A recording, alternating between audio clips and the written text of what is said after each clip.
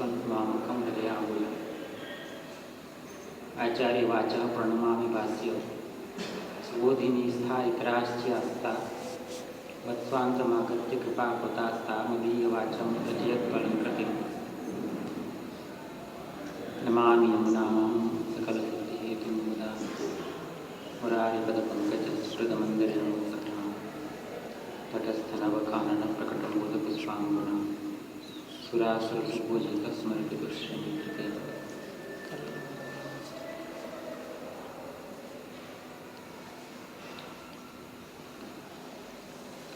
कुंडलना समुपस्थित वैष्णवजन,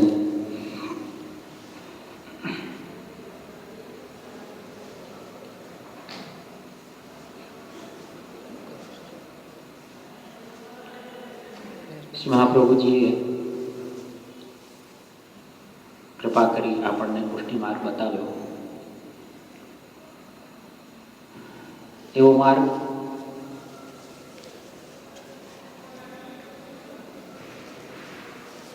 જેના વડે આપણે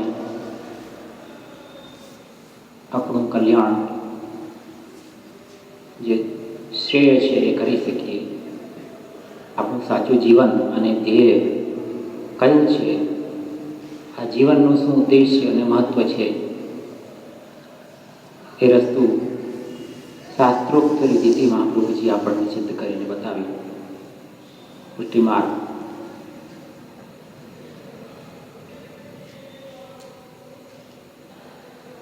માર્ગ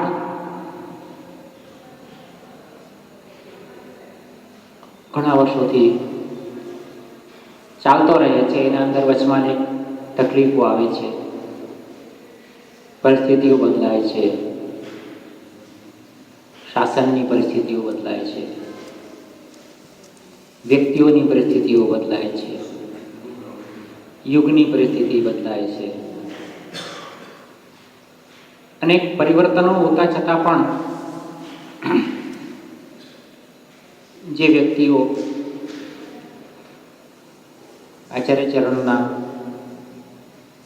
આશ્રય કરીને રહે છે તેથી સાચે રસ્તે ચાલે છે.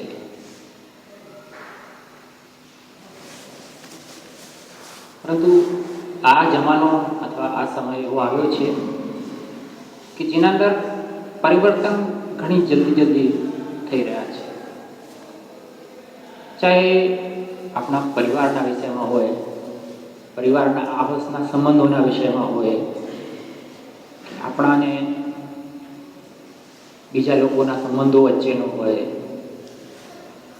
આપણાને ગ્રાહકના સંબંધ વચ્ચે, બધાના અંદર એટલા જલ્દી પરિવર્તનો આવી રહ્યા છે કે શું કરવું હોય કોઈને કાંઈ સમજાતું નથી. એવી પરિસ્થિતિઓ ઘણી બધી ઊભી થઈ જાય છે.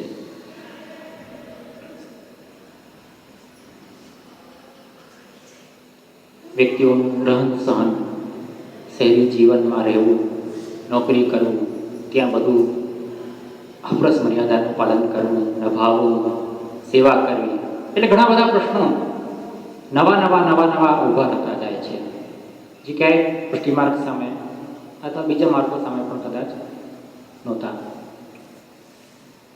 એમાંનો એક ઘણો મોટો પ્રશ્ન જે આપણો આજનો વિષય છે, શ્રી યમુનાજીનો. જૂના જમાના હતા, એ સમયે કોઈ ટેકનોલોજી નહોતી, કોઈ સાધનો વધારે નહોતા, અને નદીને બધા માં માનતા, મૈયા કહેતા, ગંગા મૈયા, યમુના મૈયા, ગોમતી, ગોદાવરી મૈયા, અને એ માનીને એમનું સન્માન કરતા, પૂજન કરતા, સમય એમનું આદર કરતા. અને જલના માટે બધા કૂવાઓ ઉપર આશ્રિત હતા. કૂવાથી જલ ખેંચતા, એટલે નદીનું પ્રવાહ વહેતું રહેતું. જે પ્રાકૃતિક પ્રવાહ હતો એના અંદર કોઈ છેડછાડ, કોઈ એના અંદર તકલીફ હજી સુધી ઊભી થઈ નહોતી, જ્યાં સુધી આ નવીન ટેકનોલોજી બધી વિકસિત થઈ. એના પહેલાં જમાનો બદલાતો ગયો અને પરિવર્તન દર ક્ષણે એક નવી પરિસ્થિતિ ઊભો કરતો ગયો.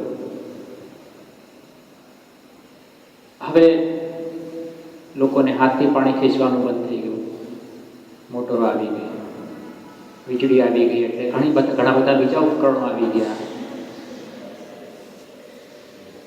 તો ધીમે ધીમે ધીમે કરતું આખું જે પર્યાવરણનું સંતુલન છે એ બદલાવા લાગ્યું. વૃક્ષો ઓછા થયા, પર્વતો ઓછા થયા, કેમ કે પર્વતોને પણ ક્રેશર મશીન દ્વારા બિલ્ડિંગ બનાવવા માટે ઉપયોગમાં લેવા લાગ્યા. કોન્ક્રીટના જંગલો હવે વધે છે. એ બદલાતી પરિસ્થિતિમાં વિકાસના નામે એ પણ ધ્યાનમાં રખાયું કે જે આપણી ધાર્મિક નદીઓ છે એ વિકાસના ભોગે આપણાથી છીનવાઈ ગઈ. જેવી રીતને આ જમનાજીની સ્થિતિ છે એ બધા કહેવાતા વિકાસની જ બધા દુષ્પરિણામો છે. ભૌતિક રીતનો આપણે વિચાર કરીએ કે જેટલો વિકાસની વાત આપણે કરીએ છીએ એટલો આપણે વિનાશને જે છે એ નિમંત્રણ આપીએ છીએ. બંધો બનતા ગયા અને અંતતઃ સ્થિતિ એ આવી ગઈ કે નદીઓ વહેતી બંધ થઈ ગઈ. ભારતમાં અધિકાંશ જે છે નદીઓ એની સ્થિતિ અત્યંત ગંભીર છે. પરંતુ હવે એ પરિસ્થિતિ यदि धार्मिक रूप में विचारवामां आवे तो अपनी सामे एक घणो मोटो प्रश्न उभो थयो कि श्री यमुनाजी ब्रजमां वહેતા જ નથી. એની જગ્યાએ દિલ્હીના અને પછી આવતા બીજા જે શહેરો છે ત્યાંનું મલમૂત્ર જ વહે છે. આવી દુઃખદ પરિસ્થિતિ જેનો સામનો ક્યારેય પુષ્ટિ માર્ગે કર્યો નહોતો એ સ્થિતિ આવી ગઈ. જે યમુનાજી નું સ્તુતિગાન શ્રી મહાપ્રભુજીએ યમુનાષ્ટકમાં, શ્રી ગુસાઈજીએ યમુનાષ્ટપદીમાં અને અનેક ભક્ત કવિઓ 41 પદોમાં અને બીજા બધા ઘણા પદોમાં કરી છે. એટલે પુષ્ટિમાર્ગમાં યમુનાજીનું મહત્વ શું છે એના ઉપર આપણે ધ્યાન આપીશું તો એવું લાગશે કે યમુનાજી વિના તો એક પગલું પણ નથી ચાલી શકાતું પુષ્ટિમાર્ગમાં. યમુનાજી વિના તો એક ડગલું પણ આપણે નથી કરી શકતા. ષોડશ ગ્રંથોનો આરંભ આચાર્ય ચરણે શ્રી યમુનાષ્ટકથી કર્યો. આપણી સેવા પદ્ધતિમાં રોજ આપણે યમુનાજીના પદથી શરૂઆત કરીએ છીએ.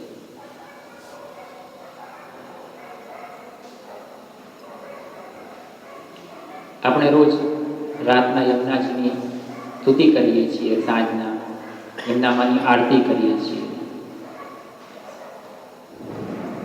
અને વાસ્તવમાં શ્રી યમુનાજીની એક કરુણા બી છે પુષ્ટિજીવો ઉપર.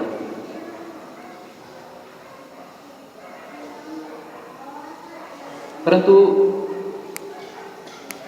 એ પરિવર્તનોમાં આ બધા ઔદ્યોગિક વિકાસના ચક્રોમાં આપણને ન ફસાવવું જોઈતું હતું, પણ આપણે પણ આ બધા ચક્રોમાં આવી ગયા છીએ. પરિણામતઃ શ્રી યમુનાજીના અપરાધો પણ આપણે કરવા માંડ્યા. આ તો મેં ભૌતિક કારણ કહ્યું. શ્રી યમુનાજીના ભૂતલમાં ન બિરાજવાનું. પણ પછી આપણે વિચાર કરીએ કે ભાઈ એના અંદર આપણનો શું અપરાધ કે યમુનાજી આપણાથી દૂર પધાર્યા. પણ આપણે પણ ક્યાં વિચાર્યું કે આપણે ગોકુલ, મથુરા, વૃંદાવન જઈએ તો આપણું પાણી ક્યાં જાય છે? આપણે ક્યારેક વિચાર્યું કોઈએ?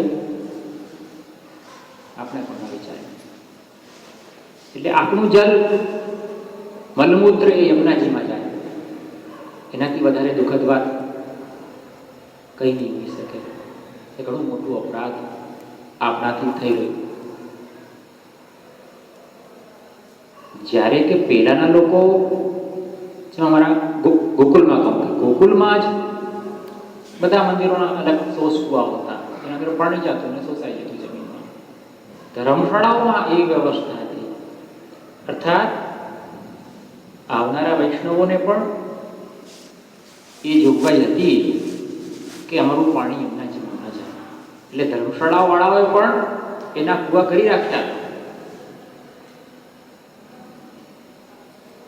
પરંતુ જેમ જેમ પરિવર્તન આપતું ગયું અને જેમ જેમ બધા લોકો વ્રજમાં આવવાનું સુલભ થયું,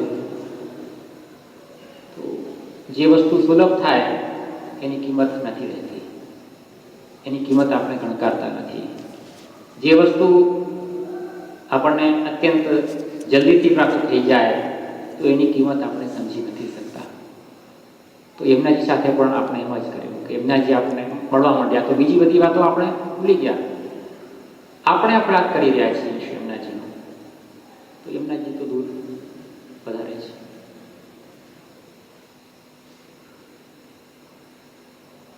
આપણે કેવલ ક્રિયા કરવા માટે બ્રજમાં જઈએ છીએ, એમનું સુખ દુઃખ શું છે એ વિચારતા નથી. વાસ્તવમાં તો આપણે યદિ બ્રજયાત્રા શેના માટે કરીએ છીએ? શ્રી યમુનાજીને પૂજન અથવા ગિરિરાજજીનું પૂજન શેના માટે કરીએ છીએ? આપણા માટે કરીએ છીએ કે એમના માટે કરીએ છીએ? પુષ્ટિ માર્ગનું સિદ્ધાંત છે કે આપણના સ્વાર્થ માટે તો કાંઈ એમને સેવા પૂજા કામના ન કરાય. તો નિશ્ચિત એમના સુખ માટે જ આપણને આ બધી વાતો આપણે કરીએ છીએ, ચાહે જુદરી મનોરથ કરો, ચાહે 56 ભોગ કરો, છે બીજું કંઈ કરો. તો એના પહેલાં એ તો જુઓ કે શ્રી યમુનાજી સુખમાં છે કે દુઃખમાં છે. કેમ કે ઇષ્ટનું સુખ અને દુઃખ એનું પુષ્ટિ માર્ગમાં વિચાર સૌથી પહેલાં છે, પણ એ પણ આપણે ભૂલી ગયા.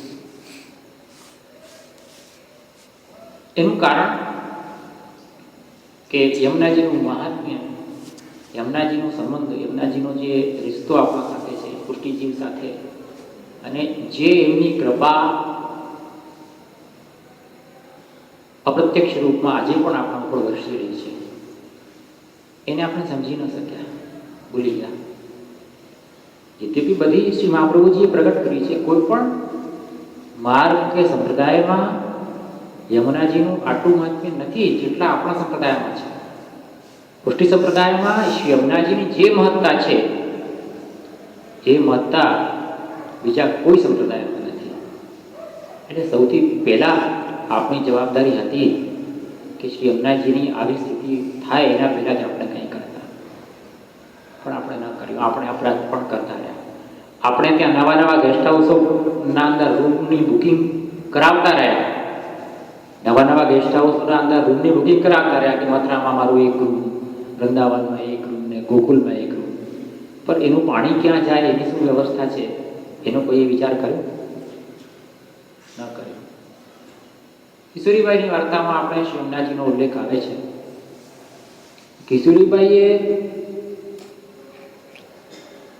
કિશોરીબાઈને એક સમયે શીતલાનો ઉપદ્રવ થયો અને એ અપંગ થઈ ગયા.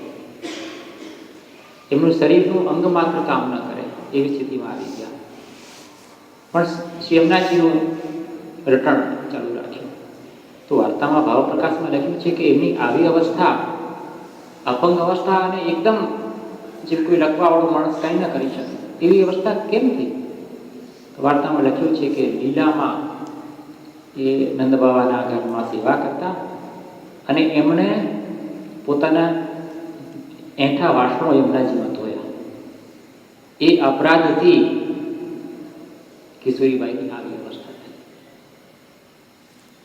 આપણે તો પોતાનું મલમૂત્ર યમુનાજીમાં નાખી રહ્યા છીએ, તો આપણે ક્યાં જશું? ક્યારેક કોઈ વિચાર કર્યો? ક્યારેક પણ કોઈ પુષ્ટિ માર્ગીના મનમાં આ વિચાર આવ્યો? કિશોરીબાઈએ વાસણ ધોયા તો એને અપંગતા પ્રાપ્ત થઈ, અને આપણે બ્રજમાં આવીને શું કરી રહ્યા છીએ? આપણું મલમૂત્ર યમુનાજીમાં જાય છે તો પણ આપણને ખબર જ નથી, અને ખબર પડી તો પણ આપણે કંઈ કરતા નથી.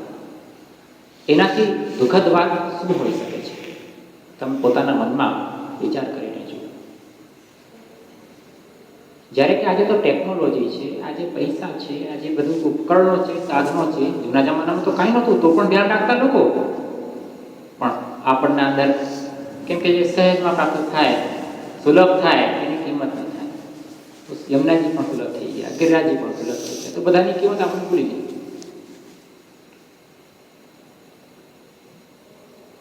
એ દુઃખની વાત છે.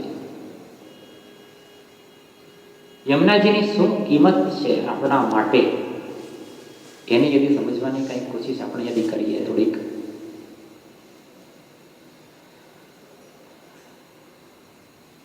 પહેલા આપણે સમજીએ કે સમસ્ત હિન્દુ સમાજની પવિત્ર નદીઓમાં ગંગા અને યમુનાનું નામ સર્વપ્રથમ છે. એટલે શાસ્ત્રની રીતે આપણે અગર જોઈએ કે યમુનાજી ન રહેવાથી આપણે શું ખોયું, બ્રજમાં બિરાજવાથી આપણે શું ખોયું. શ્રી યમુનાજી અને ગંગાજી એ બંને સૌથી પવિત્ર નદીઓ ભારતની ગણાય છે, અને ભારતની પહેચાન ગણાય છે કે जिस देश में गंगा बहती है हम उस देश के वासी. તો એ ગંગા અને યમુના એ ભારતની પહેચાન છે. હૃદયની જે મોટી ધમણીઓ હોય છે, 2 કે 3, એ યમુના અને ગંગા છે. એ ભારતીય સંસ્કૃતિની રગો છે. એ બંધ થઈ જાય તો ભારતીય સંસ્કૃતિ પછી ખતમ થઈ ગઈ.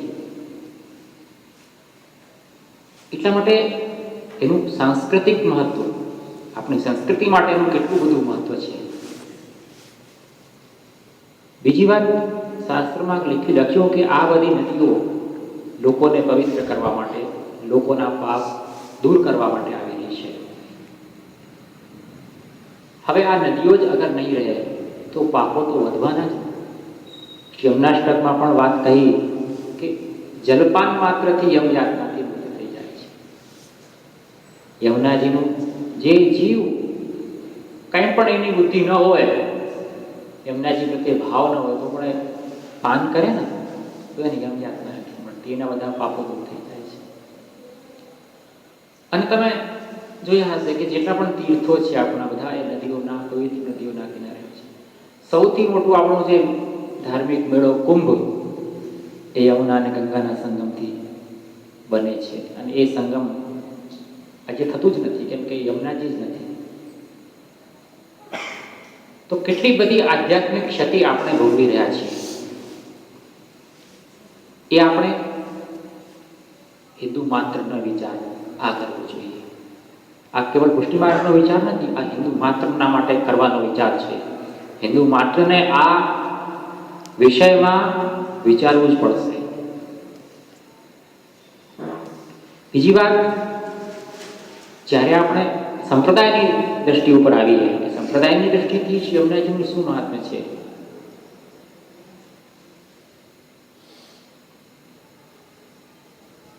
તો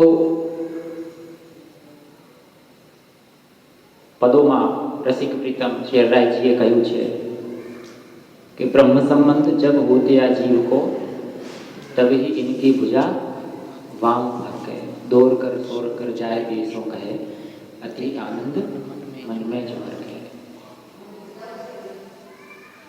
कि જ્યારે જીવનો બ્રહ્મ સંબંધ થાય છે ત્યારે આપશીની વામ ભુજા ફરકે છે, એટલે કે મંગલ સૂચના મળે છે કે જીવ આવે છે, પ્રભુની શરણમાં આવે છે.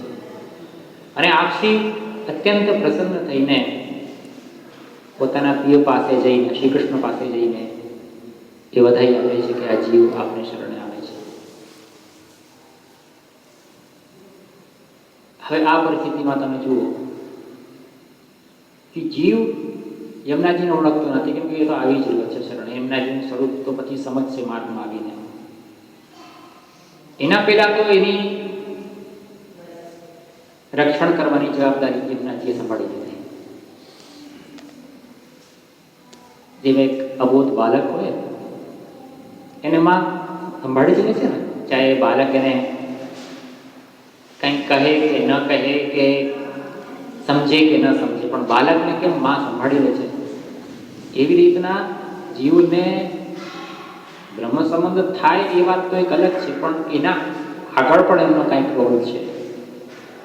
એ માર્ગમાં લાવવા માટે પણ એમનું જ હાથ છે. જીવને માર્ગમાં ખેંચવાનું પણ શ્રી યમુનાજી કામ કરી રહ્યા છે. અને એટલે જ પછી જ્યારે બ્રહ્મસંમત થાય છે ત્યારે અતિ પ્રસન્ન થઈને પ્રભુ પાસે જાય છે અને વિનંતી કરે છે કે આ જીવ આપણી શરણે આવે છે, એના ઉપર દ્રષ્ટિપાત કરવા, કૃપા કટાક્ષ એના ઉપર વર્ષાવો. એટલે એ અબોધ અવસ્થામાં એક માતાની જેમ આપણા ઉપર દ્રષ્ટિ જેમણે રાખી છે, તો શું આગળ ન રાખતા હોય? આગળ પણ રાખતા, હમણાં પણ રાખી રહ્યા છે. અને જ્યાર સુધી પુષ્ટિ પ્રભુ સુધી પુષ્ટિ જીવ ન પહોંચે ત્યાં સુધી રાખશે. ક્યારેક પ્રભુ ભૂલી જાય જીવને તો પણ આપશ્રી યાદ અપાવે છે. જેને ભૂલી જાત પિયા તેને સુતી કરી દે. હવે એનું મહાત્મ્ય કંઈક આપણને ખ્યાલમાં આવ્યું હશે કે યમુનાજીનું આપણા જીવન, પુષ્ટિ જીવનમાં કેટલું મહત્વ છે. એટલે હર ક્ષણ એમની દ્રષ્ટિ એ જીવ ઉપર છે. આપનો અવતાર ભૂતલમાં કેના માટે થયો છે કે ભક્ત કે હેત અવતાર ધર્મે, ભક્તના માટે આ ભૂતલ ઉપર પધાર્યા છે. અને તમે જુઓ એની કરુણા, એની ઉદારતા. એ કિશોરીબાઈ જે અપરાધ કર્યો હતો, જેના કારણે એને અપંગતા થઈ, એની સેવા પોતે કરી રહ્યા છે. કોઈ એવો દયાલુ હોઈ શકે કે જેનો અપરાધ કરે એ એની સેવા કરે, અને એ પણ લૌકિક દેહની સેવા, મલમૂત્ર વગેરે ભરેલી દેહની સેવા કરે છે. વાર્તામાં આવે છે, કદાચ તમને બધાને ખ્યાલમાં હશે કે કિશોરીબાઈ જ્યારે અપંગ થઈ તો એની બેન એની સેવા કરતી. હવે એને પણ ઘણા દિવસ થઈ ગયા તો એને પણ એક કંટાળવા મળ્યો કે આ શું સમસ્યા આવી ગઈ, શું આફત આવી ગઈ મારા માથે. તો શ્રી યમુનાજી એક સ્ત્રીનો વેશ કરીને એની પાસે ગયા અને કીધું કે હું આની તારી બહેનની સેવા કરી શકું છું. એને તો એ જોઈતું જ હતું. ભલે ભલે, ખૂબ આનંદ થયો. હવે સોચો કે એ સેવા મળથી મૂત્રથી લઈને બીજી બધી સેવા, ખવડાવવાની બધી સેવા યમુનાજી હાથે કરે. એવું કોઈ તો દેવતા આજે સુધી મેં જોયું નથી કે અપરાધ કર્યાની પણ આટલી બધી સેવા કરે. એટલે એ તો માં છે ને.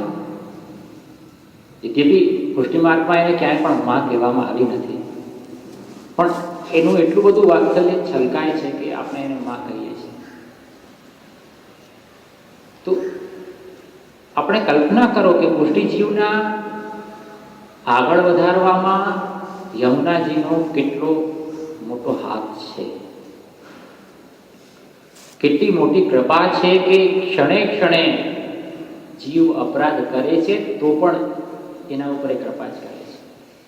કિશોરીબાઈની હાથથી સેવા કરે છે અને અંતતઃ એ ઠીક થઈ જાય છે અને પછી એનાથી પણ આગળની લીલા કક્ષામાં પહોંચી જાય છે. તાત્પર્ય એ છે કે યમુનાજીની એ કરુણાને શું આપણે ભૂલાઈ દીધી છે? આજે શ્રી યમુનાજીને જે પરિશ્રમ પડી રહ્યું છે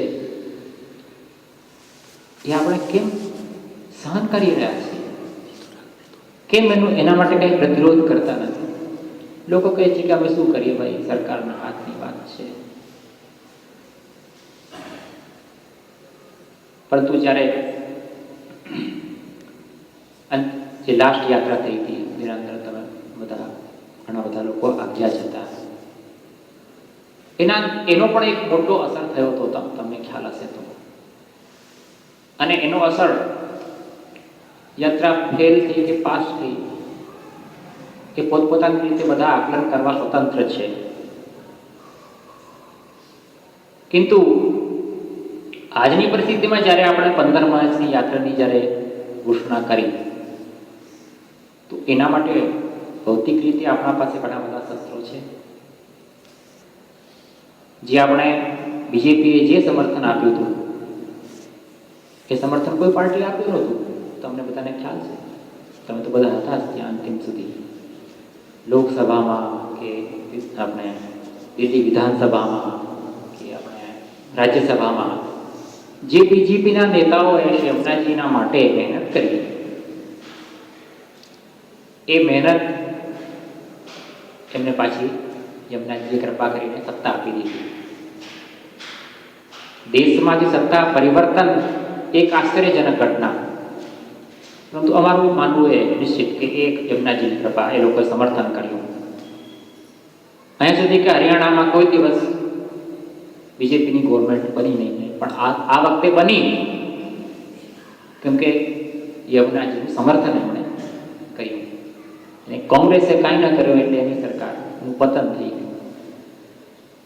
એ પ્રત્યક્ષ વાત છે, અમારા માટે એ પ્રત્યક્ષ છે કે એ યમુનાજીના સમર્થનના કારણે બધું થયું. એટલે આજે અમને લાગતું હતું કે ભાઈ આ કામ જલ્દી હવે થઈ જશે. એના માટે જ અમે બધાએ પણ લગભગ અધિકાંશે એટલે વોટિંગ મતદાન જે છે કર્યું હશે. એટલે આંદોલનની શું આવશ્યકતા પડી હવે, એના માટે હું તમને કંઈ કહેવા માંગુ છું કે 6 મહિના સુધી પણ એમનો કોઈક વિશેષ યમુનાજી પ્રત્યેનો કોઈ પણ બયાન અથવા કોઈ પણ એવી પરિસ્થિતિ આવી નહીં કે એ લોકો લાગે છે કામ શરૂ કરી રહ્યા છે. અમે મુલાકાતો પણ કરી ઉમા ભારતી, જે પોતે યાત્રામાં પણ આવ્યા હતા, ઉમા ભારતી પણ આવ્યા હતા યાત્રામાં. કહે છે કે કરીશું પણ હવે કરીશું એ બધા નેતાઓથી અમે ઘણી વખત સાંભળી ચૂક્યા છીએ. એટલે હવે કરીશું પણ અમને વિશ્વાસ નથી લાગતો.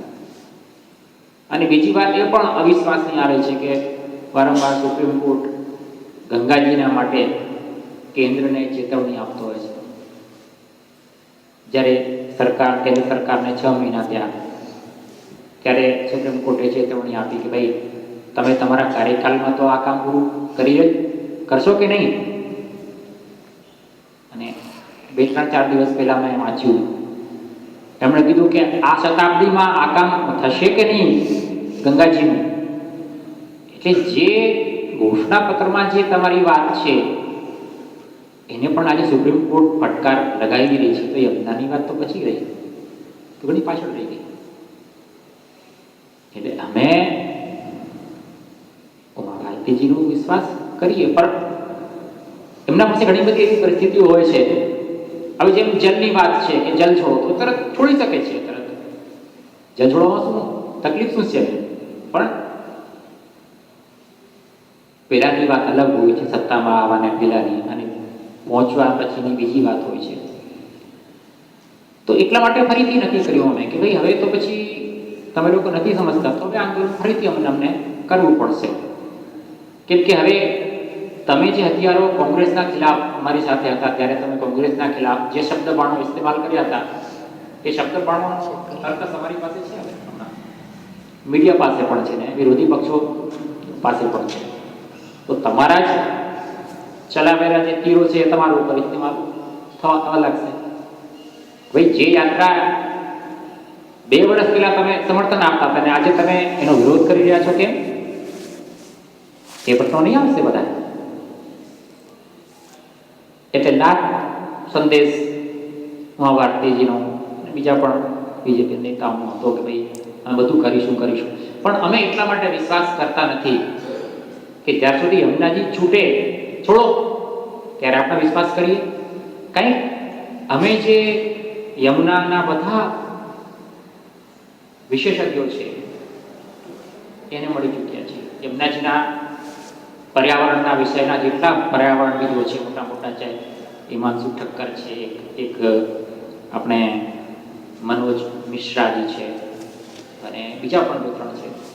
અને જે બધા સુપ્રીમ કોર્ટના સારા વકીલો છે એનાથી રાય લઈને એ નક્કી કર્યું છે અમે કે પર્યાવરણ મંત્રાલય એક નોટિફિકેશન પાસ કરશે, જેના તહત રાજ્યોને માનવું પડશે કે એક નદીને જીવિત રહે એટલું પાણી એમને છોડવું પડશે. તમે કોઈ નદીને મારી નથી શકતા, અને તમે યમુનાજીને ઘોષિત કરી દીધું છે કે યમુના ઇઝ ડેડ રિવર. આવું તમે કેમ કરી શકો છો? તમારી રાષ્ટ્રની અસ્મિતાની પ્રતીક નદીઓને તમે મારી કેમ શકો છો? અને અમારી જે ધાર્મિક ભાવનાઓ છે એને તમે ખિલવાડ કેમ કરી શકો છો?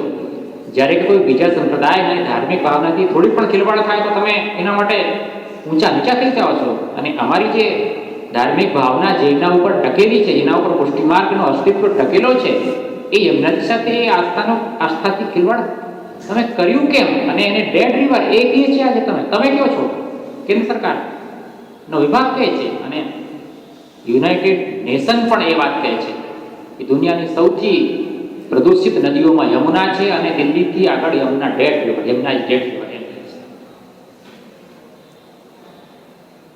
આપણો એક આસ્થાનો એક જીવિત જે મંદિર છે, એ મંદિરનું અપહરણ કરી લેવામાં આવે છે. કેમ કે આપણે બધા એકદમ સરળ છીએ, શાંત છીએ, અથવા તો આપણા અંદર કથિત હિન્દુત્વ છે, કહેવાનું પુષ્ટિમાર્ગીયત્વ છે, બાકી કાંઈ સાર નથી. એટલા માટે આપણે આ બધું સહન કરી રહ્યા છીએ અને કરતા રહીશું. પરંતુ અમે એ નિશ્ચય કર્યું છે કે અમે સહન નહીં કરીએ. ઘણી બધી વાતો થઈ ગઈ, ઘણી બધી કોર્ટ કચેરીની વાતો થઈ ગઈ, બધું અમે જોયું છે. કોર્ટમાં જે કેસો છે એના બધાના અધ્યયન અમે કર્યા છે. અમે કંઈ આંદોલન કરવાનો શોખ નથી રાખતા. અમારું કર્તવ્ય એ છે કે અમે પુષ્ટિમાર્ગનો જે પણ સિદ્ધાંત છે એનો તમને ઉપદેશ આપીએ અને એના ઉપર ચાલવા માટે તમને પ્રેરિત કરીએ અને એનો પ્રચાર કરીએ. એ કામ અમારો છે. કંઈ આંદોલન કરવાનું અમારું કામ નથી.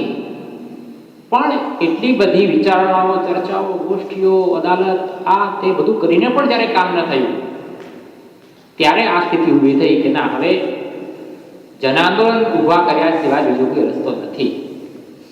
તો અમે પેલો આંદોલન ઊભો કર્યો. પણ ભગવદ ઈચ્છા નહીં હશે, અથવા ઘણા બધા એવા કારણો બન્યા કે જેના કારણે એ આંદોલનમાં એ પરિણામ ના આવ્યો જે પરિણામ અમને જોઈતું હતું. પણ એ યાત્રાએ એક જાગૃતિ કરી. બધાને ખબર પડી કે આજે યમુના સાથે શું વ્યવહાર થઈ રહ્યો છે, અને એ વ્યવહાર સહન કરવા યોગ્ય નથી. એટલે અમે એ સમયે મોદી સરકારે એટલું સમર્થન કર્યો હતો અમારો કે અમે એને આભારી છીએ, આજે પણ કહીએ છીએ. અને મોદી સરકાર જેવી કોઈ સરકાર ન આવી શકે એ પણ અમે જાણીએ છીએ. એટલે અમને મોદીના ખિલાફ અમે આ કરતા નથી. પરંતુ યમુનાજીના વિષયમાં અમને કોઈ સમજોતો મંજૂર નથી. યમુનાજી વ્રજમાં આવે અને બધા નાળાઓ બંધ થાય ત્યાં સુધી અમને ચેન નહીં પડશે. સીધી સી વાત એ છે. કેમ કે જે યમુનાજીનું જે મહત્વ પુષ્ટિ માર્ગમાં જે રૂપમાં બતાવવામાં આવ્યું છે, એના બદલામાં આપણી કંઈક જવાબદારી બને છે. એ માતા તો અતિવ કરુણાશાલી છે. માતા તો માતા જ છે ભાઈ. કુપુત્રો જાય ક્વચિદપી કુમાતા ન ભવતી. કુપુત્ર થઈ શકે છે પણ કુમાતા ક્યારે નથી થઈ શકતી. એટલે એ માં તો કરુણા હમણાં પણ કરશે જ અને કરે જ પણ છે. પરંતુ આપણે શું કરવું? આપણે વિરોધ પણ ન કરી શકીએ. અને જ્યારે એ માન મંદિર વાળા જ્યારે આજે અનશન કરવા સુધી અને આમરણ અનશન કરવા સુધી પણ તૈયાર છે ત્યાં, તો આપણે એનું હેલ્પ પણ ન કરી શકીએ. એ કેવી વાત કહેવાય? શરમની વાત આપણા માટે છે. એટલે મેં પુષ્ટિમાર્ગનું નામ નખાવ્યું એના અંદર. ના, આ વખતે પુષ્ટિમાર્ગ તમારી સાથે રહેશે. પેલા પાછળ હતું, હેલ્પ કરતું હતું, હવે તમારી સાથે રહેશે. ઘણા બાળકો કીધું કે ના, પુષ્ટિમાર્ગ આમના પાછળ શું કામ કરે છે? તો મેં કીધું આ વખતે ચલો આપણે આગળ કામ કરીએ. પણ આગળ રાખ્યા નામ છતાં પણ 4 બાળક આજે આપણી સાથે છે આખા સમગ્ર પુષ્ટિ સૃષ્ટિમાં.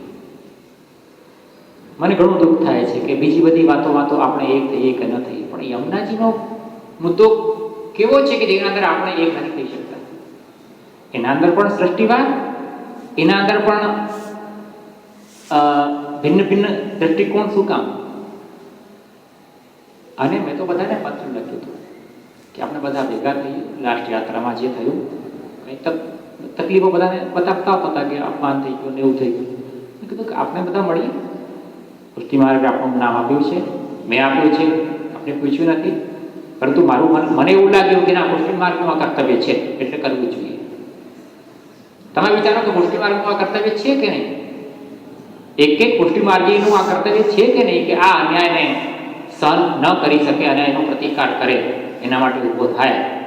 જ્યારે અલ્પસંખ્યકો કોઈ પણ નાની વાત પર એટલા બધા ગુસ્સે થઈ જાય છે કે લોકો એના કાર્ટૂન પણ બનાવી શકતા નથી, એની પણ હિંમત કરી શકતા નથી. તો પુષ્ટિ માર્ગીઓની જે અલૌકિક માતા સમાન જે યમુનાજી છે, એને આજે જ્યારે નાણાંના રૂપમાં પરિવર્તિત કરી દેવામાં આવી છે તો પણ આપણે ચૂપ જ રહીશું? એટલે આ વખતે કોઈ ચાલે કે નહીં ચાલે એની મને પરવાહ નથી, પણ હું તો જઈશ. અને નિશ્ચય એવો છે અમારા બધાનો કે જ્યાં સુધી યમુનાજી પાછા નહીં આવે, અમને પાછા નથી આવવા. તમારા મનમાં જે યમુનાજી પ્રેરણા કરે એ કરો, કેમ કે આ અલૌકિકમાં ખાલી મારી નથી, આ એક પુષ્ટિ માર્ગીનું ધ્યાન રાખવાવાળી માં છે. એનું અલૌકિક પાલન પોષણ એ કરી રહી છે. એ જન્મો જન્મોની તમારી જે માં છે, કેવળ આ જન્મની નથી.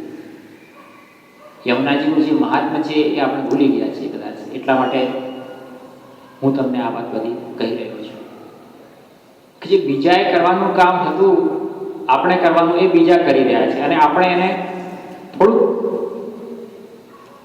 આર્થિક હેલ્પ પણ અગર ન કરી શકીએ તો આપણે કેવા પુષ્ટિ માર્ગીએ? થોડીક સંખ્યામાં આપણે ત્યાં પહોંચી ન શકીએ તો આપણે કેવા પુષ્ટિ માર્ગીએ? આપણી પુષ્ટિ માર્ગીયતા ઉપર એક પ્રશ્ન ચિહ્ન ઊભો થઈ જાય છે. અને એ માન મંદિર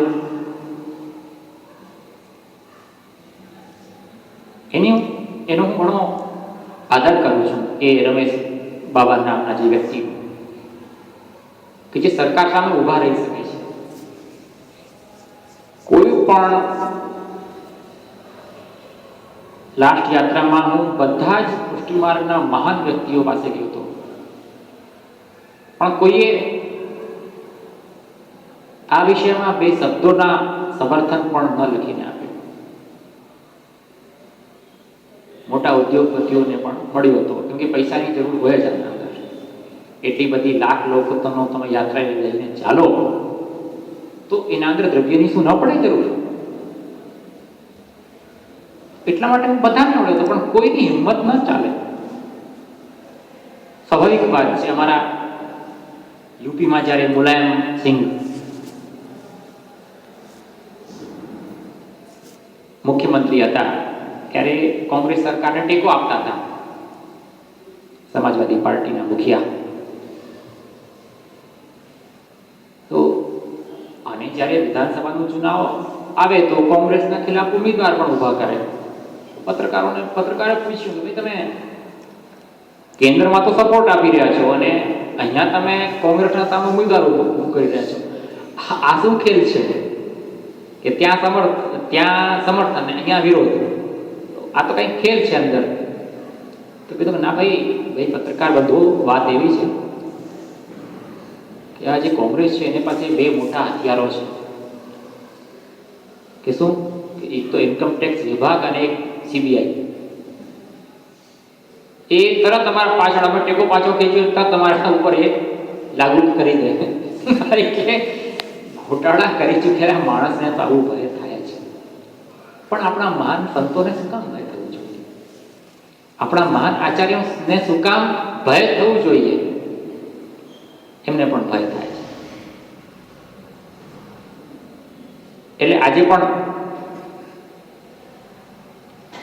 મોદી સરકાર છે, પણ એના સામે ઊભા રહેવાની કોઈની હિંમત નથી. કેમ કે બધા ગુજરાતના છે ને, બધા બાળકો મોટા બધા, એટલે કોઈની હિંમત ચાલતી નથી કે મોદી સામે કંઈ કહી શકે. અમે પણ મોદી સામે કંઈ કહેતા નથી, અને કહેવાનો અવસર આવશે તો કંઈ પણ દઈશું. અમને કંઈ મોદીથી ડર નથી. અમને સોનિયાથી પણ ત્યારે ડર ન લાગ્યો. મોદીભાઈ શું કરી શકશે અમને?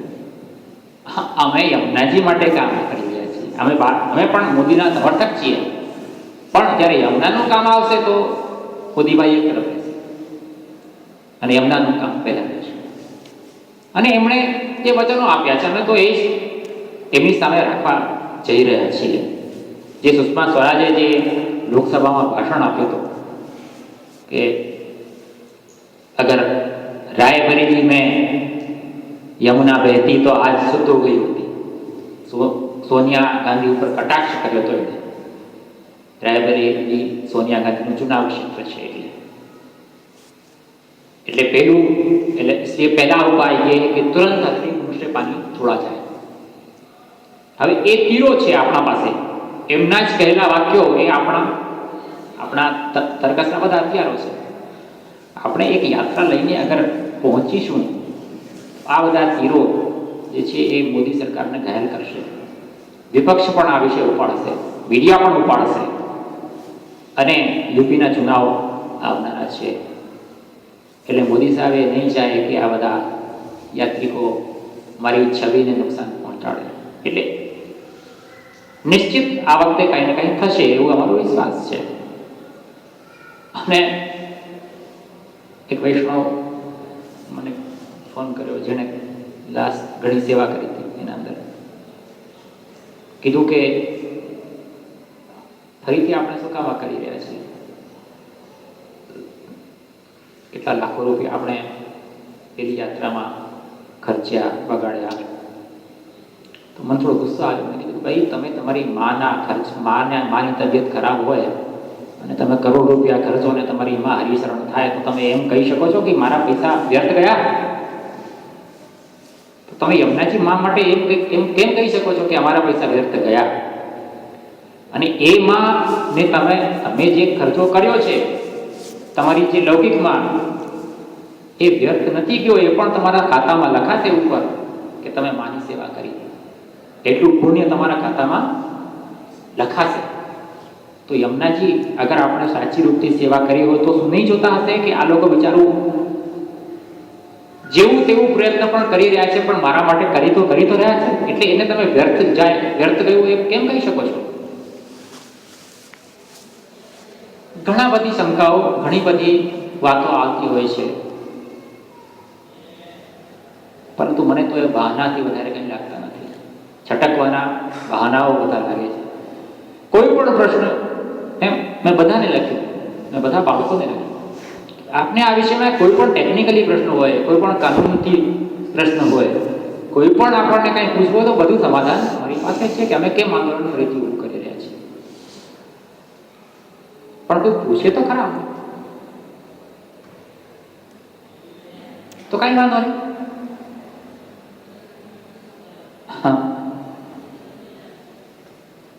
દેશની આઝાદી માટે કેટલા આંદોલનો થયા, ત્યારે દેશ આઝાદ થયો. આજે આપણે આઝાદ દેશમાં જીવી રહ્યા છીએ, પોતાની ઈચ્છાથી જે ચાહે એ કરી રહ્યા છીએ. હવે યમુનાજી માટે તમે આંદોલન કર્યું અને તમે એમ કહો કે ભાઈ આપણે ફેલ ગયા, તો અત્યંત તુચ્છ વાત કહેવાય. અત્યંત આપણે કંઈ આ આંદોલન કંઈક હાસિલ કરવા માટે નથી કરી રહ્યા. કેવલ યમુનાજીની જે પરિસ્થિતિ છે એના માટે આપણું જે કર્તવ્ય છે એ કરી રહ્યા છીએ. માત્ર જે કર્તવ્ય આપણને કરવું જોઈએ એ કરી રહ્યા છીએ.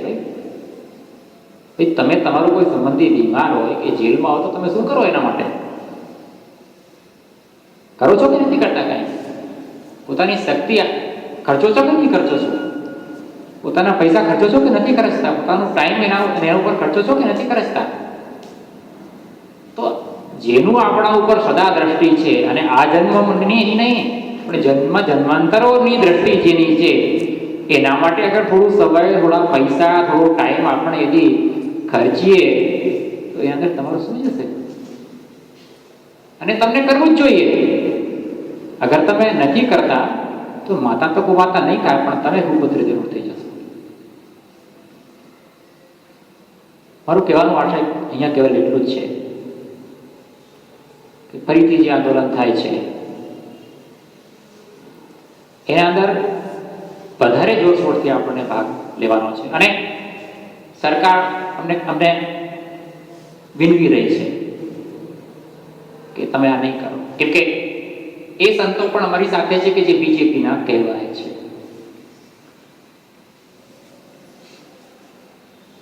ફેબ્રુઆરીમાં દિલ્હીમાં એક મોટી સભા અમે લોકો કરી રહ્યા છીએ. જેવી રીતના લાસ્ટ ટાઈમમાં કિશોરચંદ્રજી બાવાશ્રી આપણી સાથે હતા, આ સમયે કોટાવાડા શ્રી શરદ બાવાશ્રી આપણી સાથે છે અને એમના સેવકો વિપુલ માત્રામાં દિલ્હી અને હરિયાણા સાઈડમાં છે. એટલે એમનો પણ ત્યાં ઘણો મોટો હાથ છે આ આંદોલનને આગળ વધારવામાં. અને એમણે જ આ દિલ્હીનું આયોજન રાખ્યું છે. એ સરકારને ચેતવણી રૂપ છે કે તમે શ્રી યમુનાજીને જલ્દીથી મુક્ત કરો અને જલ્દી નાલા બનાવવાની ઘોષણા કરો, અને અમે 15 માર્ચના કોશીથી પદયાત્રા કરીશું અને અમારી અંતિમ સાંજ સુધી શ્રી યમુનાજી પાછા ના આવે ત્યાર સુધી અમે પાછા આવતા નથી. એટલે તમને અગર કંઈક કરવું હોય તો એના પહેલાં કરી દેવું. એટલે સરકાર તરફથી પણ કંઈક વાતો આવી રહી છે. આપણા અમિત શાહ પણ ઘણા વૈષ્ણવના સંપર્કમાં છે, ઘણા મહારાજોના સંપર્કમાં છે. ઘણી વાતો ચાલી રહી છે. କିନ୍ତୁ અમે શું છે ને કે અમારી હિન્દીમાં કહેવત છે કે દૂધ કા જલા છાછ ભી ફૂંક ફૂંક કર પીતા હૈ. આ નેતાઓનો છે ને સલા નેતાઓનો વિશ્વાસ ન કરાય. એટલે અમે વાતો પણ કરીશું, કેમ કે અમને સમાધાન કરવું છે. અમે કોઈ લડાઈ કરવા માટે કંઈ નથી જતા, પરંતુ અમારી તૈયારીમાં કોઈ કમી ન રહેવી જોઈએ. અમારી તૈયારીમાં જરા પણ કમી ન રહેવી જોઈએ, કેમ કે જેટલું આપણું દબાણ વધારે હશે એટલું શ્રી યમુનાજીનું પાણી એ લોકો છોડવા માટે બાધ્ય થશે. આપણે ઢીલા પડીએ કદાચ એ પણ એ લોકોની યોજના હોઈ શકે, કેમ કે સરકારો તો હંમેશા આંદોલનોને ફેલ કરવા માટે તૈયાર હોય છે. એ આપણો અનુભવ છે. એટલે એ અનુભવ સાથે આપણે આ બધી સાવધાનતાથી બધી વાતો કરીએ છીએ, સાવધાનતાથી આગળ વધીએ છીએ. અને એ વાત નિશ્ચિત સમજો કે આ દેશમાં બદલાવનો ચમત્કાર અચાનક નથી થયો. એના અંદર પણ કંઈક મોટો આધ્યાત્મિકતાનો ભાગ છે, અને એ આધ્યાત્મિકતા પાછી આવી રહી છે આપણા દેશમાં. અને એના જ ભાગના રૂપમાં શ્રી યમુનાજી પણ પાછા પધારશે એવો અમને અટલ વિશ્વાસ છે. તો તન મન ધનનો સહકાર તમારે જેટલો બને. આપણે પૈસાને એટલા સંભાળીને રાખતા હોઈએ છીએ કે પણ જ્યારે કંઈક કામ આવે કે વિવાહ આવે કે આપણે દેખાવા માટે બધા ખર્ચા કરતા હોઈએ છીએ. પણ આજે હું રાજકોટમાં એક વાત કીધી ત્યાં કે ભાઈ મહાપ્રભુજી કીધું છે કે ભાઈ ધનમ સર્વાત્મના ત્યાજ્યમ તજ્જેત ત્યક્તુમ ન શક્યતે કૃષ્ણાર્થમ તન્નિયમ જીત. તો એ ધન જે છે ને એ કેવો છે કે અત્યંત ત્યાજ્ય છે, એનો ત્યાગ કરી દેવો જોઈએ. કેમ કે શ્રીમદ ભાગવતજીમાં લખ્યું છે કે અર્થના 15 અનર્થો છે. જ્યારે એની ઇન્કમ કરશો ત્યારે પણ તમને કષ્ટ છે, જ્યારે તમે એને રાખશો ત્યારે પણ તમને ભય રહેશે, કોઈ લઈ જાય, ચોર ડકેત, ઇન્કમ ટેક્સ. એટલે એના એટલા બીજા પણ ઘણા બધા અર્થો છે કે એ અર્થનો તમે ક્યાં વ્યય કરશો, તમારા ભોગમાં કરશો તો તમારે એ પણ તમારો નાશ કરશે. તો અંતતઃ અર્થ અનર્થ જ કરશે. મહાપ્રભુજીનો એ સિદ્ધાંત છે કે અર્થ અનર્થ જ કરશે. તો શું કરવું ભાઈ કે કૃષ્ણાર્થમ તન્નિયુંજીત. કૃષ્ણો અનર્થસ્ય વારક. અર્થના અનર્થને કોણ દૂર કરી શકે છે? કૃષ્ણ. તો કૃષ્ણાર્થમ તન્નિયુંજીત. હવે તમે વિચાર કરો કે આજે તમે પોતાના દ્રવ્ય કેટલું કૃષ્ણ માટે વિનિયોગ કરો છો અને કેટલું પોતાના માટે વિનિયોગ કરો છો, એનો તમે ક્યારે હિસાબ કર્યો? ક્યારેક કરજો ક્યારેક. તો આપણા ઉપર કરેલો ખર્ચો મને લાગે છે કે વધારે આવશે પોતાના ઉપર કરેલો ખર્ચો અધિકાંશ લોકોનો. તો એ તો સ્થિતિ આપણી આજે છે કે આપણે કર્યું છે સર્વસ્વ સમર્પણ, પણ કરીએ છીએ એક ઠાકોરજીની એક નાનકડી કોઠડીમાં કે એક નાનકડા કબાટમાં બેસાડીને એમની સેવા પૂજા કરતા હોઈએ છીએ. મને નથી લાગતું આ પુષ્ટિ માર્ગનું સિદ્ધાંત છે. ઠાકોરજી શું આટલા જ છે? નાના જ છે? ભાવનાત્મક દ્રષ્ટિથી તો એ સાક્ષાત જે સ્વરૂપ છે એ છે, જેમ રાસલીલામાં આપણે જોઈએ છીએ એટલા મોટા છે. એટલે અમારે ત્યાં તો સૈયા પણ એટલી મોટી આવે. અમારે તો જેમ એક શેઠનો દીકરો રહે એમ ઠાકોરજી રહે. પૈસા હોય તો ભાઈ તમે પણ એવું કરો ને. અમારે ત્યાં જે જૂના જમાનાની હવેલી હતી ઠાકોરજીની હવેલી હતી, અને અમે એના ટ્રસ્ટીઓ છીએ કે અમે એના સેવકો છીએ. એ જવાબદારી અમારી છે. એ ઠાકોરજીનું વૈભવ વધારવાના જૂના બાળકોનું કારણ એ જ હતું કે કૃષ્ણાર્થમ એ કૃષ્ણના માટે વાપરવું. એટલી બધી હવે બધા મંદિરો થઈ ગયા ટ્રસ્ટ, એટલે બાળકોને ચિંતા નહીં રહી કે ભાઈ ટ્રસ્ટ ખર્ચો કરો છે ને, એટલે એ ખર્ચ પોતાનું ઉપર આવે. બધા લોકો કરવા માંડે મોટી મોટી ગાડીઓ અને મોટી મોટી બંગલાઓ અને મોટા મોટા, તો પછી અનર્થ તો થવાનું જ છે. એટલે તમે પણ કરશો તો તમારું પણ અનર્થ થશે પૈસા. એટલે હવે કૃષ્ણના માટે આપો કે કૃષ્ણના માટે આપો, એ કૃષ્ણ છે, યમુનાજી કૃષ્ણ છે, તો કૃષ્ણાર્થમ તન્નિયુંજી. તો મને તો એવું લાગે છે કે કૃષ્ણાર્થમ એ પણ એક અર્થ છે આપણે કાઢી શકીએ. તો આજે અવસર આવ્યો છે તો આપણે કૃષ્ણાર્થમ એક વિનિયોગ પણ તમે કરો. યમુનાજી ક્યારે પણ ભક્તનું દુઃખ નથી સહી શકતા.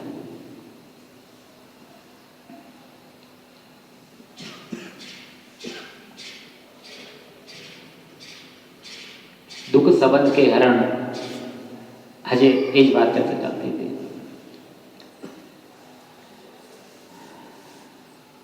શ્રી યમુનાજીએ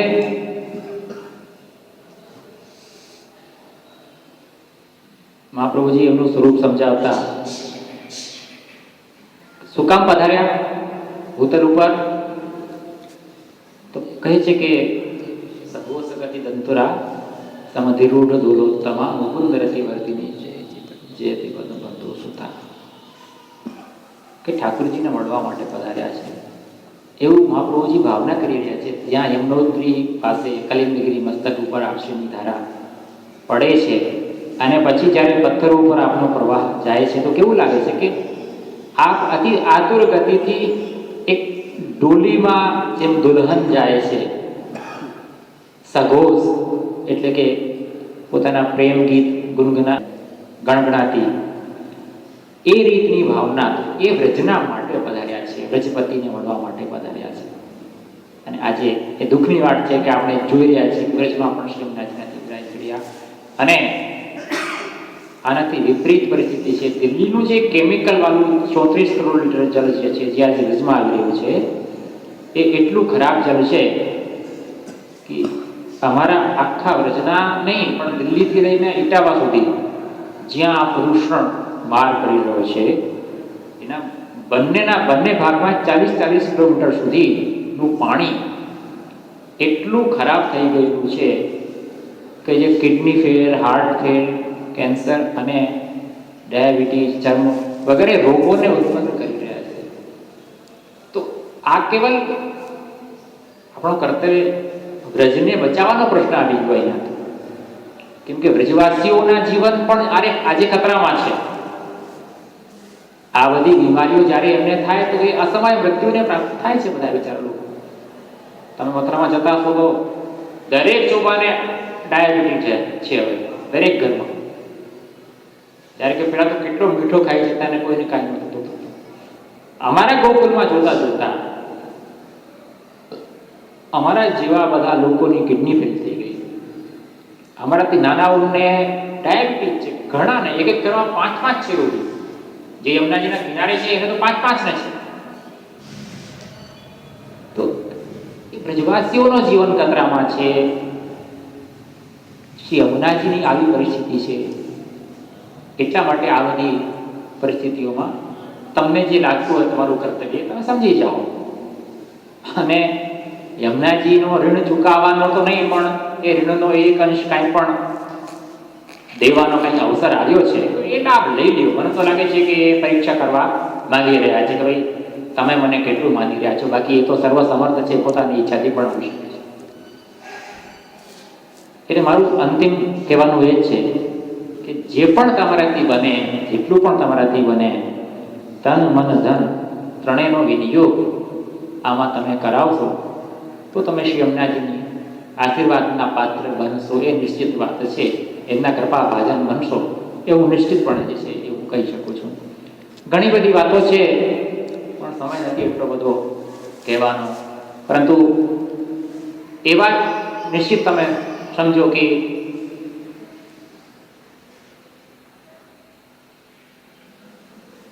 આ વખતે કંઈ ચમત્કાર જ થશે એ અમારું હૃદય જે છે એ કહી રહ્યું છે. એટલે આશ્રયની રડતા રાખો, અને આશ્રયની રડતા રાખશો તો સરકાર શું, સરકારનો બાપ પણ તમને કાંઈ ના કહી શકશે. કોંગ્રેસ જેવી કઠોર સરકાર કોણ જે છે એ ન હોઈ શકે, જેણે અન્નારામને બધાને મારીને ભગાડી કાઢ્યા, પણ આપણા કોઈ પણ યાત્રિકોને એક ખરોજ પણ ના આવી. 1 લાખ માણસો આપણી સાથે હતા તો પણ આ બધા યમુનાજીના જ આશ્રયનો કૃપાનું બલ છે. આજે મોદી સરકાર જે છે એ સંતોને કમસે કમ લાઠીમાર પણ નહીં કરે, અને પહેલાં જ કંઈ કરવાનો પ્રયાસ કરશે, પણ અમે તૈયારીમાં આપણે કંઈ કમી નથી છોડવી. સીધી વાત એ છે. અમે 3 સંગઠનો છીએ: પુષ્ટિ માર્ગ, માન મંદિર અને ભાનુ પ્રતાપ ગ્રુપ કિસાન યુનિયન છે. એ ત્રણેયના સંયુક્ત નેતૃત્વ તળે આ આંદોલન જે છે એ થાય છે. એટલે અમારું પ્રોગ્રામ એ છે કે પહેલાં તો યમુનાજી મુક્ત થાય, નિર્મળ થાય, અને પછી યમુનાજીના કિનારે વૃક્ષોનું આચ્છાદન થઈ જાય, જેમ પહેલાં યમુના હતી એમ થાય. આ મારું સ્વપ્ન છે, અને યમુનાજી પૂરું કરશે, અમને એવો વિશ્વાસ છે. તમે તમારું કર્તવ્ય એવી સમજતા હો, યમુનાજીના સાથે કંઈ સંબંધ સમજતા હો, યમુનાજીનું કાંઈ તમારા સાથે કંઈ સંબંધ, એમની કૃપા અને કંઈક તમે આવી સમજી ગયા હો, તો નિશ્ચિત આના અંદર જે તમારાથી બને એ સેવા કરજો. બસ મારું કહેવાનું એટલું જ છે. કોઈ પણ આ વિષયમાં પ્રશ્નો હોય ને તો તમે પણ મને પૂછી શકો છો. આ વખતે રાષ્ટ્રયાત્રામાં બધાને રોકાવાની ને ખાવાની સમસ્યા હતી. આ વખતે અમે નક્કી કર્યું છે કે બધા સાથે જ ચાલે, પાછા ના આવે, એટલે યાત્રાની જેમ તંબુઓ રહે અને મંડાણ ચાલે, એ બધી વ્યવસ્થાઓ અમે બધી કરી રહ્યા છીએ. એટલે તેની ચિંતા તમે નહીં કરતા, ખાલી તમે ત્યાં આવી જાઓ, પછી બાકી બધું યમુનાજી સંભાળી લેશે.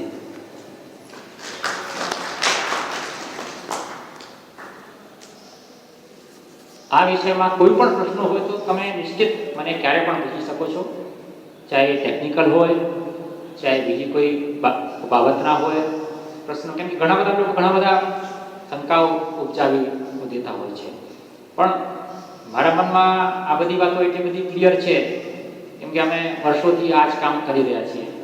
ક્યારેક ટેકનિકલ લોકોને મળવાનો, ક્યારેક વકીલોને મળવાનો, ક્યારેક સુપ્રીમ કોર્ટના જજની જે જજમેન્ટ ઉપર વિચાર કરવાનો, અને પોલિટિક્સ લોકો પોલિટિક્સ શું કરી શકે છે અને શું નથી કરી શકતા, બધા અનુભવો છે અમને. એટલે માટે અમને જે પિક્ચર છે એ ક્લિયર છે કે જન આંદોલન વિના આ કામ નહીં થશે. અને અમે તમને કહું કે અમે બીજેપીના યુપીના પ્રભારી ઓમ માથુર કરીને છે, એમને મળવા ગયા હતા. એમણે પણ લાસ્ટમાં એમ જ કીધું, ભાઈ આપ તો આપણું કામ ચાલુ રાખજો.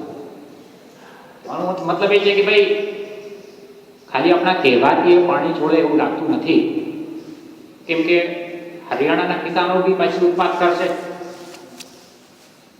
અને વિપક્ષ પણ એ આક્ષેપ કરશે કે તમે કિસાનોના અહિત કરી રહ્યા છો પાણી છોડીને.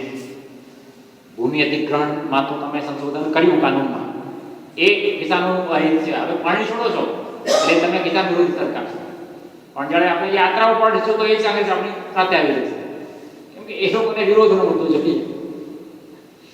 તો એ સમયે અગર પાણી છોડે તો આ બધી કિસાન વિરોધી છાપ એ લોકોની ન પડે, કદાચ એવું પણ થઈ શકે છે. એટલે ઘણી બધી સંભાવના આ રાજનીતિના અખાડામાં હોય છે, પરંતુ યમુનાજીનો આશ્રય લઈને આપણે આ કામ કરવા માટે કટિબદ્ધ થઈ જઈએ. બસ મારું કહેવાનું એટલું જ છે. બોલ શ્રી યમુને મહારાણી કી, શ્રી ગરાજ